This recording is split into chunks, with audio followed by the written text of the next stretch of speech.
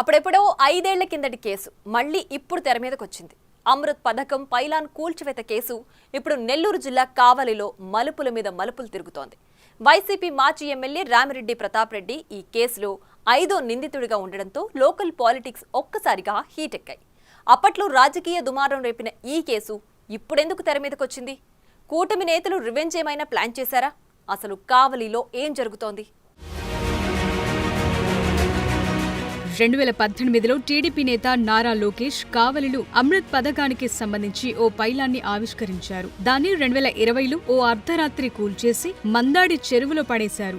అయితే అప్పట్లో ఈ ఘటన స్థానికంగా పెద్ద దుమారమే రేపింది. ఆనాటి ప్రతిపక్ష పార్టీ నేతలు నిరసనలు తెలిపినా పట్టించుకున్న నాథుడే లేడు. మళ్లీ ఇన్నాళ్లకు ఆ కేసు తెరమీదకొచ్చింది. పైలాన్ ధ్వంసం కేసులో కావలి మాజీ ఎమ్మెల్యే రామిరెడ్డి ప్రతాప్ రెడ్డితో పాటు మరో 11 మంది నిందితులుగా ఉన్నారు. ఇప్పటికే 4గురిని అరెస్టు చేసి సబ్ జైలుకు పంపారు. మిగతా వారి కోసం పోలీసులు గాలిస్తున్నారు. ఈ కేసులో మాజీ ఎమ్మెల్యే ప్రతాప్ రెడ్డితో పాటు మాజీ AMC chairman Mannemala Sukumar Reddy, YCP town president Ketireddy Sivakumar Reddy, YCP నేతలు కేతిరెడ్డి జగదీష్ రెడ్డి, చెన్ను ప్రసాద్ రెడ్డి ఉన్నారు.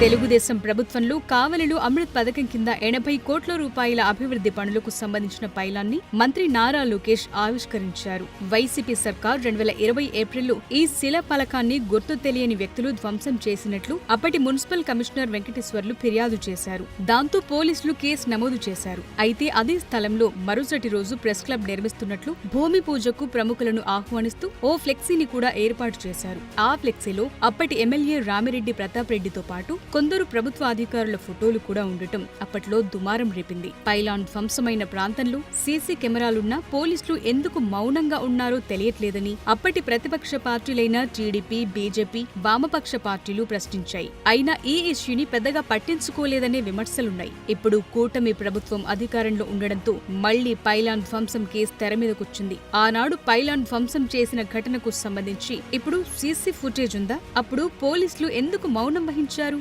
రాజకీయ ఒత్తిళ్లకు తలొగ్గారా అన్న అనుమానాలు తలెత్తుతున్నాయి.